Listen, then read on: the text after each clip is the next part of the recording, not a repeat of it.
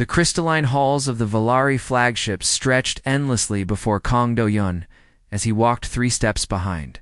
The Ambassador Park, his boots made soft sounds against the translucent floor, and he kept his hand near his weapon out of habit.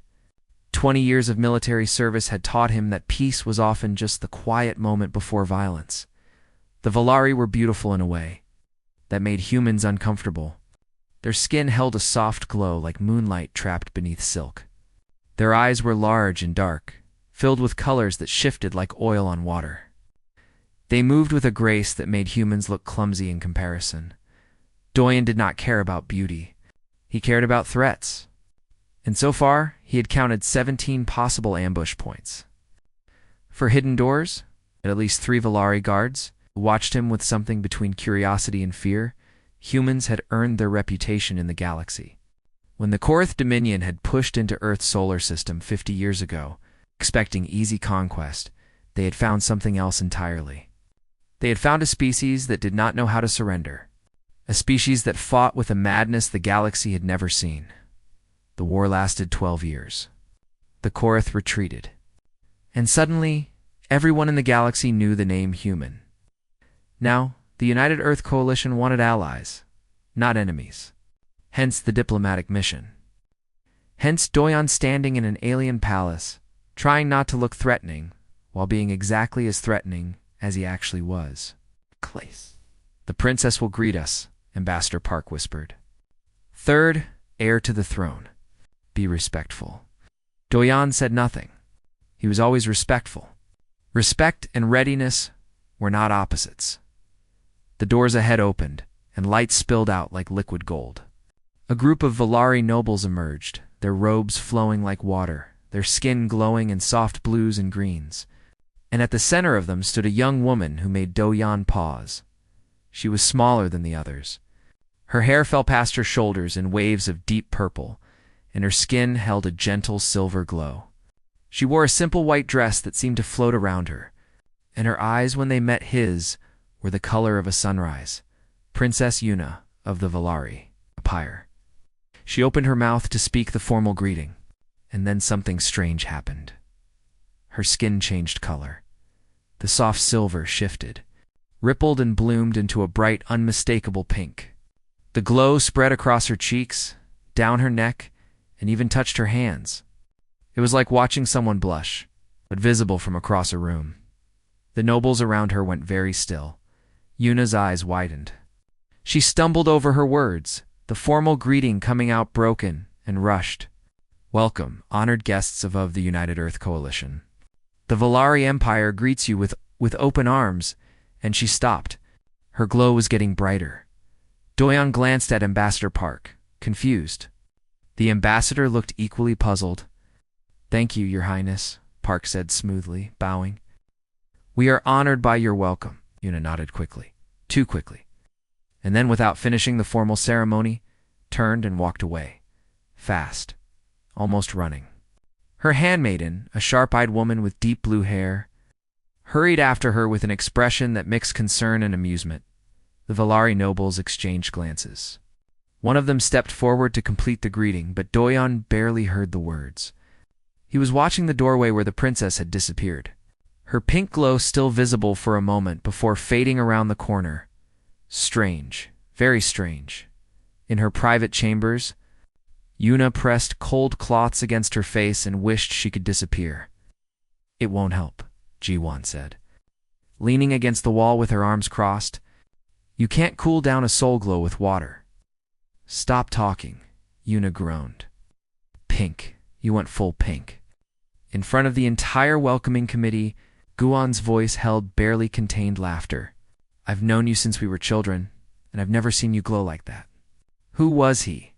The old one, or the soldier? Yuna pressed the cloth harder against her cheeks. I don't know what you're talking about, the soldier then. The one with the scar across his jaw? The one who looked like he could kill everyone in the room, and then ask where the food was? Guon. The one whose emotions were so loud I could feel them from 3 rooms away? That's what got you, isn't it? Human feelings. They're like standing next to a bonfire. Yuna threw the cloth at her. Gi-won caught it easily. The Valari were empaths. They felt the emotions of others, like pressure against their skin, like weather in their minds. Most species were manageable. Most species felt in gentle waves. It's easy to block out. Humans were different. Humans felt everything with an intensity that bordered on madness. Joy and grief and rage and love, all of it burning so bright that being near them was overwhelming. Most Valari avoided humans entirely. It was simply too much. But Yuna had felt something else when she looked at the human soldier. Beneath the discipline and the calm alertness, she had sensed loyalty so deep it was like bedrock. She had sensed old pain carefully locked away. She had sensed warmth that he hid behind his soldier's mask, and her stupid, traitorous, honest Valari body had lit up like a festival lamp. "I can't face him again," she said. "I'll send a message to Father. I'll say I'm sick. Too late for that." Giwan's amusement vanished, replaced by sympathy. "Your father sent word while you were hiding. He wants you to serve as primary liaison to the human delegation. Daily contact. Starting tomorrow?" Yuna stared at her. "Daily contact," Giwan repeated. "With the humans? With the soldier who made you glow pink in front of half the court? I'll die. Won't die. You'll be embarrassed." Giwan walked over and squeezed her shoulder. "But look at it this way perhaps. You'll get used to him. Perhaps his emotions will become background noise. Like everyone else's?" Yuna thought about the way the soldier had looked at her. Steady, calm, curious. He had not understood what her glow meant. She realized humans did not have visible souls. They did not wear their feelings on their skin. Maybe that was good. Maybe she could pretend it had been a trick of the light. She took a deep breath. She could do this. She was a princess of the Valari Empire. She had been trained in diplomacy, in control. In grace, she would simply never look directly at the human again. How hard could that be? 3 weeks had passed, and Yuna had learned something important about herself. She had no self-control whatsoever. Every day brought meetings with the human delegation. Every meeting required her to sit across from Kong Do-yan, who stood behind his ambassador like a statue made of danger and quiet patience. And every single time her skin betrayed her, she had tried everything. She meditated before meetings. She wore long sleeves to hide her arms. She kept her head down and spoke only to Ambassador Park. None of it worked. The problem was his emotions. They were always there, pressing against her awareness like sunlight through a window. She could feel his alertness, constant, steady, like a heartbeat. She could feel his focus, sharp and clear. And sometimes, when she accidentally made him smile, she could feel his warmth. That warmth was the worst part. It made her glow every time. "You're getting worse, not better," Guan observed one evening. "I thought you would build up resistance." "I thought so too." Yuna sat at her window, watching the stars drift past. The flagship had left the home system now, traveling toward the meeting point where the alliance would be formalized. But every day he does something that surprises me, and then I'm right back to glowing like a child. What did he do today? Yuna was silent for a moment. He noticed I was cold. The human section of the ship is kept warmer than ours. Their species prefers it. And I was shivering during the security briefing. I didn't say anything. I didn't want to complain, but he... She trailed off. He what? He took off his jacket and put it on my shoulders. Without a word. Without even looking at me. Just reached over and did it like it was nothing. Guam pressed her lips together to keep from laughing. And then he went back to standing behind the ambassador like nothing happened. Yuna continued. But I felt what he was feeling when he did it. Concern. Genuine concern. For me, a stranger. An alien. She put her head in her hands. I glowed so bright the ambassador asked if the lights had malfunctioned. This is becoming a problem. I know. The court is talking. I know. Juan sat beside her. Some of them think you've lost your mind. Others think humans carry some kind of disease that affects our biology. And a few, she paused, a few have guessed the truth. Yuna closed her eyes. What do they say? That the third princess has developed feelings for a human warrior. That she cannot control herself around him. That it's shameful. The words stung, even though Yuna had expected them. Among the Valari control was everything. To wear your emotions visibly was natural, but to lose control of them was weakness. And she had been losing control every single day for 3 weeks. What does father say? Nothing yet, but he's watching. Yuna stood up and walked to the mirror. Her reflection looked tired. Her glow was soft silver now, at rest. But she knew how quickly that could change. One look from Doyen, one small act of kindness, and she would light up the room. I should talk to him, she said quietly. Doyen, I should explain what's happening. Maybe if he understands, he can help me avoid ... situations. Giwan raised an eyebrow. You want to tell the human warrior that you glow pink because you're attracted to him? When you say it like that, it sounds terrible. It sounds hilarious, but also brave. Juan stood and squeezed her arm. Do what you need to do. Just maybe wait until after tomorrow's security meeting. There are rumors of threats against the delegation. Yuna nodded, but her mind was already elsewhere. The next day, everything changed. The security meeting was routine until it wasn't. Doyan was speaking about patrol schedules when the alarms began screaming. Red light flooded the room. The ship shuddered. Breach in the eastern corridor, someone shouted. Armed hostiles. Doyan moved faster than Yuna had ever seen anyone move. One moment he was standing by the wall. The next, he was at the door, weapon drawn, barking orders to his fellow soldiers. Protect the ambassador. Nobody leaves this room until I give the clear. Then he was gone. Yuna felt his emotions spike as he ran toward danger, not fear, but focus. Not panic, but purpose. He was doing what he was built to do, and there was a strange peace in him, even as he ran toward violence. She wanted to follow. She wanted to see him fight. But Jawan pulled her back, and they waited. Minutes passed. They heard gunfire, distant and sharp. They heard shouting. They heard silence. When the doors finally opened, Doyan walked through them covered in blood. Some of it was his own, threat neutralized, he said calmly, as if he hadn't just killed 6 Korth assassins by himself. Ambassador, you're safe. And then, before speaking to anyone else, before accepting medical attention, before even wiping the blood from his face, he turned to Yuna.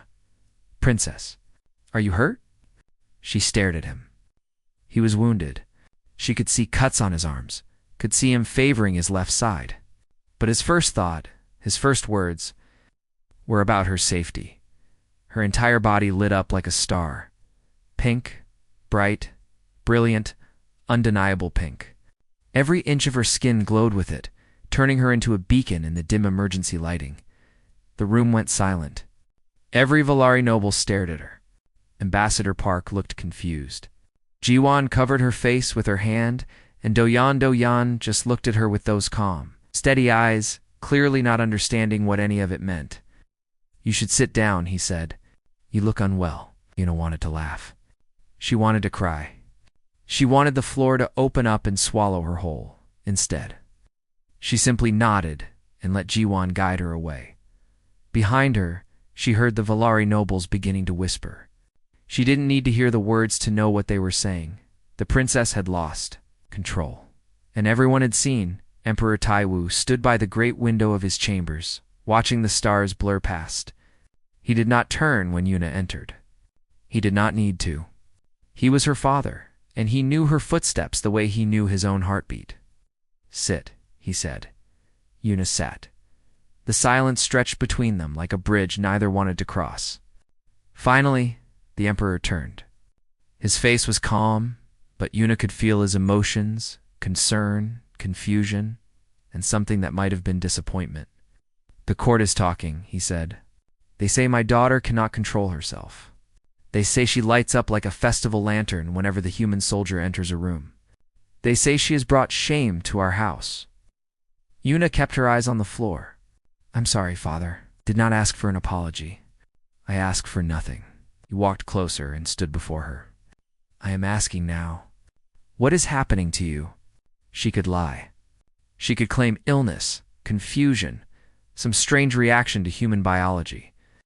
But her father was an empath too, and he would feel the deception before the words left her mouth. "I don't know," she said honestly. "When I look at him, when I feel his emotions, Father, humans feel so strongly. Everything is intense with them, and he feels things so deeply even when his face shows nothing. I've never sensed anyone like him. You are attracted to him." The words hung in the air. Yuna's skin flickered pink without her permission. She whispered, "I think I am." Emperor Taiwu was silent for a long moment. Then he sighed and sat down across from her. "This is not forbidden," he said slowly. "Unusual, unprecedented, potentially complicated, but not forbidden. However, it cannot continue like this. You are a princess. You represent our empire. If you cannot control your reactions around this human, you must either find a way to manage them or distance yourself from him entirely. Talk to him. Avoid him. Do whatever you must." He reached out and touched her cheek gently. "But do not let the court see you vulnerable again. They are not as forgiving as I am." Yuna nodded. Her father's love washed over her, familiar and warm. For a moment, she felt like a child again, small and protected. But she was not a child anymore. And she had a conversation to face. She found Do-yoon in the garden dome that evening. The dome was one of her favorite places on the ship, a bubble of living beauty in the cold void of space. Bioluminescent plants grew in spiraling patterns, their soft light mixing with the glow of tiny creatures that drifted through the air like living stars. Do-yoon stood near the central fountain, his hand extended as one of the glowing creatures landed on his palm.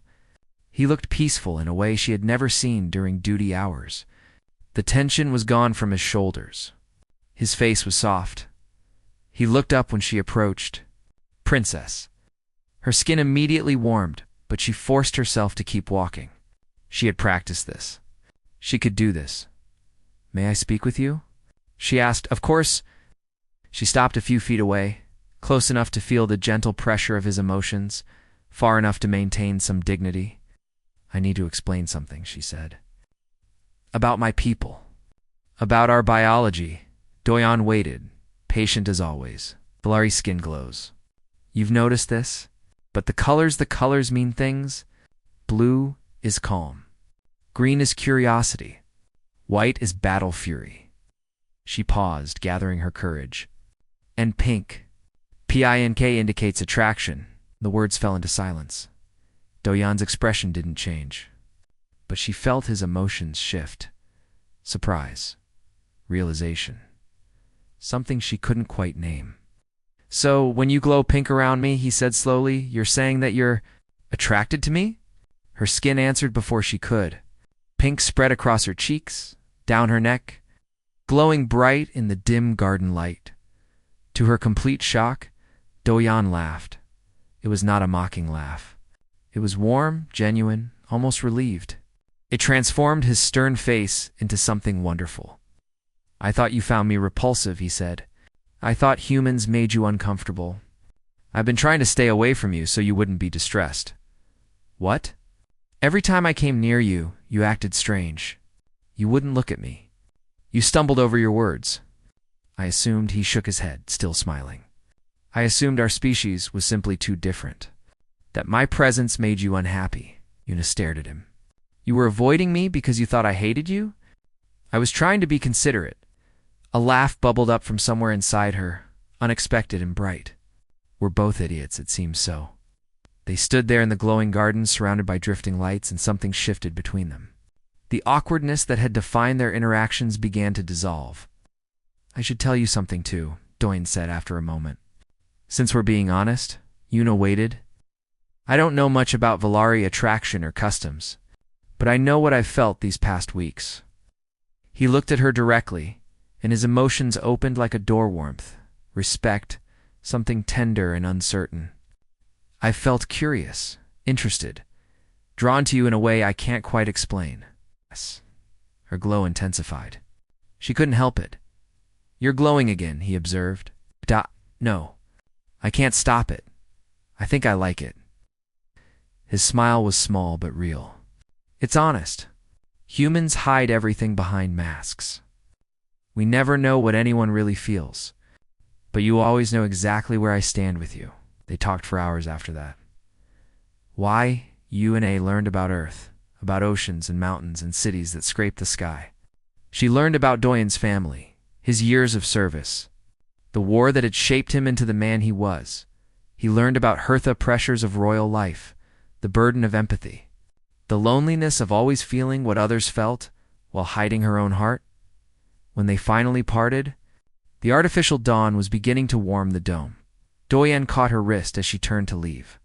His touch was gentle, his emotions steady and sincere. "For what it's worth, princess," he said, "I don't find you repulsive either." Una lit up like a beacon. She didn't try to hide it. The days that followed were the happiest Una had known in years. She and Doyen found reasons to be near each other. Shared meals in the quiet corners of the ship. Walks through the garden dome when their duties allowed. Conversations that stretched into the night hours, covering everything from philosophy to favorite foods to childhood memories. G1 watched it all with a knowing smile. "You're still glowing," she pointed out one morning. "But it's different now. Steadier." Una touched her own cheek. The pink was always there now, a soft, constant warmth just beneath her silver glow. "I've stopped trying to hide it. The court has noticed. Let them notice." It was bold, perhaps too bold. But Una had spent her whole life being small and careful and proper, and she was tired. Doyen made her feel brave. His steady presence, his unwavering support, these things gave her strength she hadn't known she possessed. But the galaxy did not care about their happiness. The Korath Dominion had been watching. They had sent assassins and failed. Now they sent a fleet. The alarms came in the dead of night. Una woke to red light and screaming sirens, to G1 shaking her shoulder and shouting words she couldn't process. "Attack! A full Korath strike force. They've surrounded us." The next hours were chaos. The Valari flagship was powerful, but the Korath had numbers.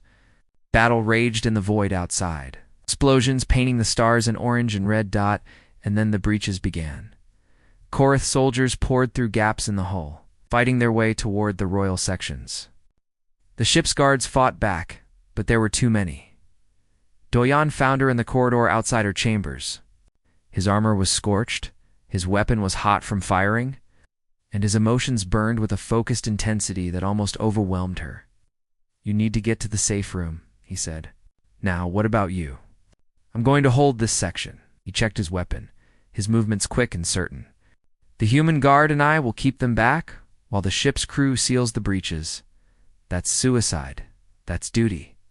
He looked at her, and beneath the soldier's calm, she felt something fierce and protective. "Go, princess. Please." She should have listened. She should have run to safety and trusted him to survive. That was what a princess was supposed to do, but Una was tired of being what she was supposed to be. "I'm not leaving you," she said, "princess. My name is Una." She pulled a weapon from the fallen guard nearby, a slim Valari blade that hummed with energy. "And I was trained in combat since I was a child. It's not public knowledge because princesses aren't supposed to fight. But I can fight.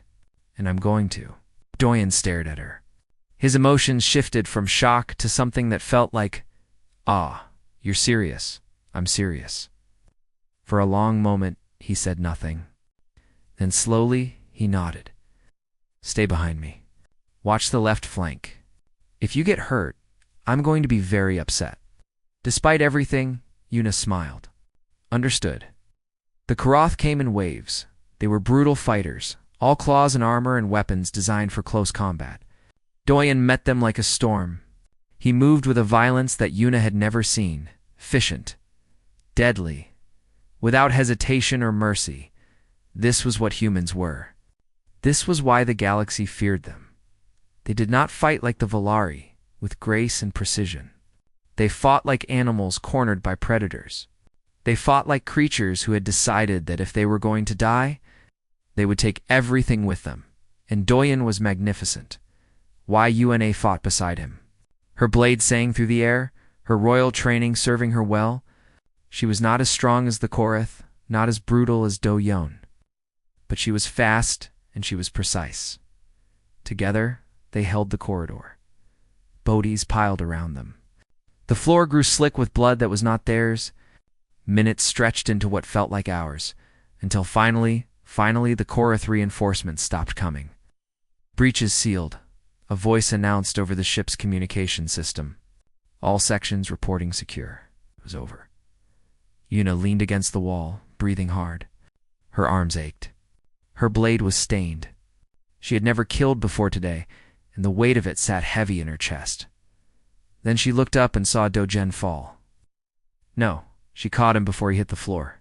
Blood poured from a wound in his side, deep and terrible, hidden until now by his armor and his determination. She screamed, "Someone help!" Doyen's eyes were unfocused. His emotions flickered like a candle in the windpane, exhaustion, and beneath it all, concern. Concern for her. "You're glowing," he mumbled. "What color?" She looked down at herself. Her skin blazed with light, shifting rapidly through colors, pink to white, to something she had never seen before. Something that mixed fear and love and desperate hope into a single shade. "I don't know," she said, her voice breaking. "Every color. All of them." Medics arrived. They pulled him away from her, lifted him onto a stretcher, shouted words she couldn't understand. She tried to follow, but Juan held her back. "Let them work," Juan said. "You'll only be in the way." "I can't leave him." "You won't. But let them save him first." The wait was the longest of her life. She sat outside the medical bay. Still covered in blood, still wearing her ruined dress. Nobles passed by and stared at her. She didn't care. Let them see. Let them see their princess with blood on her hands and love written across her skin in light.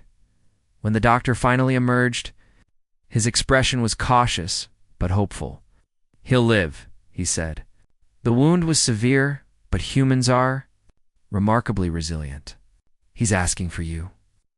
Una pushed past him into the room. Dojan lay on the medical bed, pale and bandaged but awake. When he saw her, his tired face softened into something that made her glow burn brighter. "Hey," he said weakly. "Hey." She sat beside him and took his hand. "You almost died and all you say is hey." "I'm not good with words." His fingers tightened around hers. "But I'm glad you're okay. I'm glad you're alive." "Same thing," she laughed, and it turned into something that was almost a sob. The emotions of the day crashed over her, the fear, the violence, the terrible moment when she thought she had lost him. "Stay with me?" he whispered. She leaned down and pressed her forehead to his. "Always," she said. Her glow was steady now. A single color, the color of love that had been tested and had not broken. Outside the medical bay, Giwan watched through the window and smiled.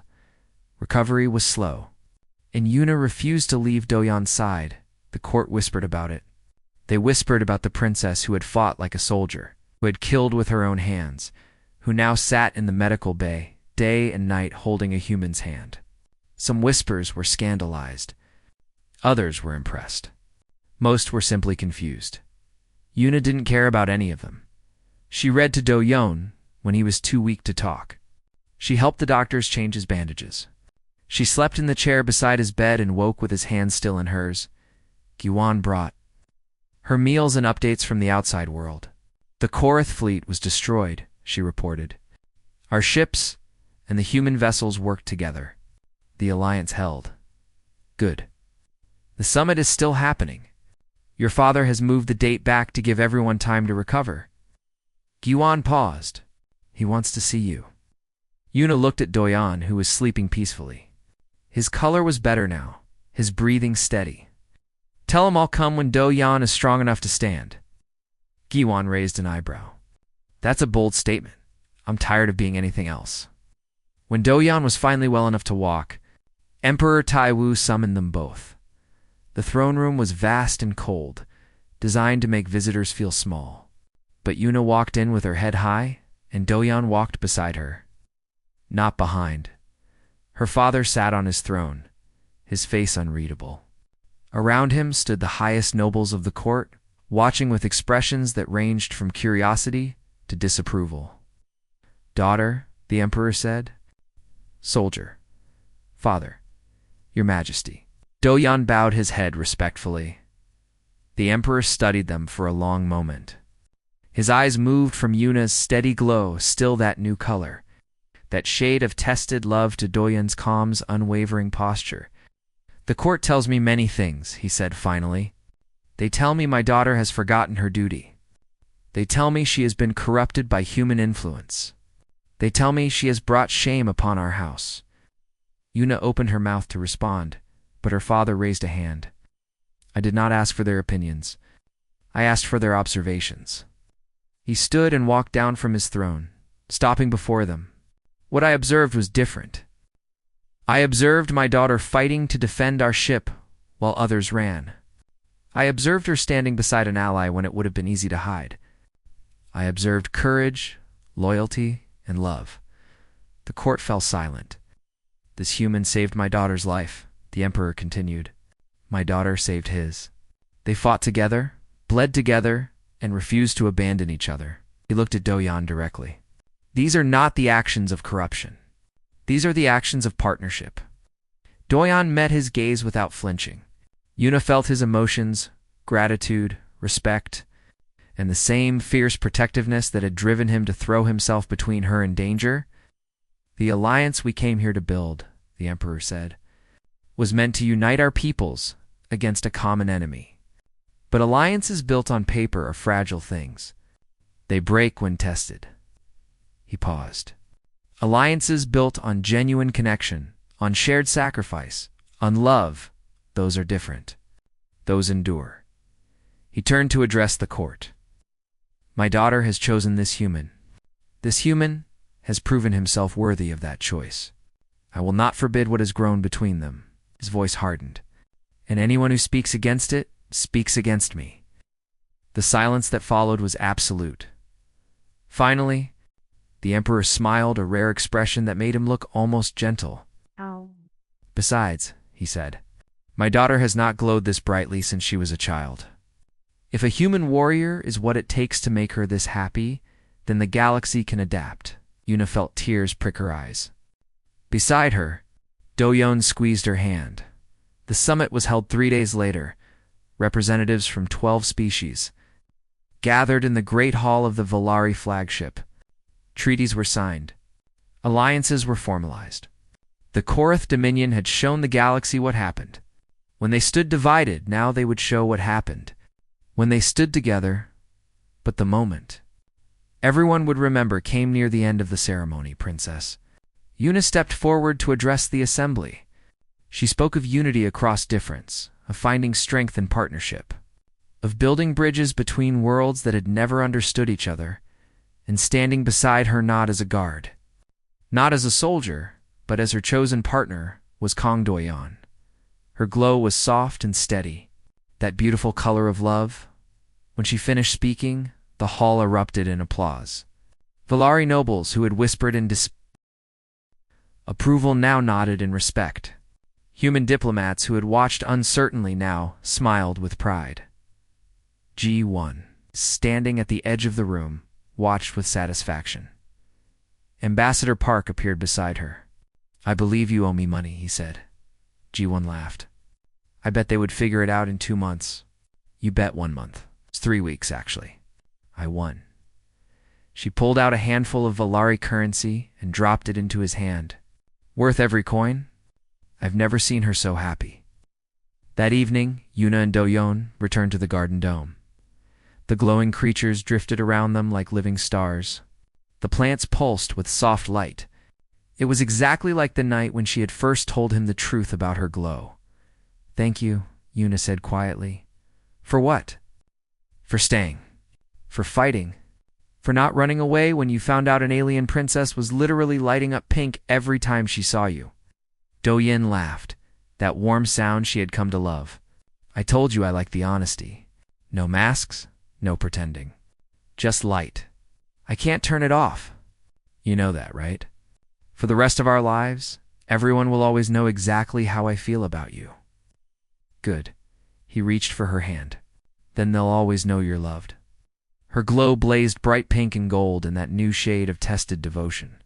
all mixed together into something beautiful. You're still doing it, he observed softly. I know. She smiled up at him. I've decided to stop hiding it.